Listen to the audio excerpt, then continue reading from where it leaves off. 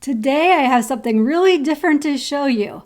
So I've always been fascinated about mushrooms, and this is the lion's mane mushroom. You may have heard of lion's mane. It's become very popular. You can buy it in capsules.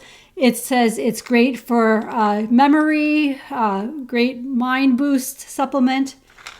And also you can get lion's mane in coffee. This is a favorite coffee of mine. It's supposed to be really good for your brain.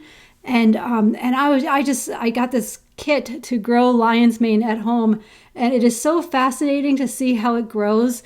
And this kit from Nature Lion has just been growing so well. This is my second kit. I got this other kit first, and this is the third growth, and it keeps growing. It just keeps growing and growing. It does look a little bit different from traditional lion's mane. How it looks to me, it actually looks more like a brain instead of looking like a lion's mane, because I guess I don't have the carbon dioxide exactly right in my grow environment, which makes it grow differently. But yeah, I've always been fascinated with mushrooms, and this is so exciting to see how lion's mane grows and what it looks like.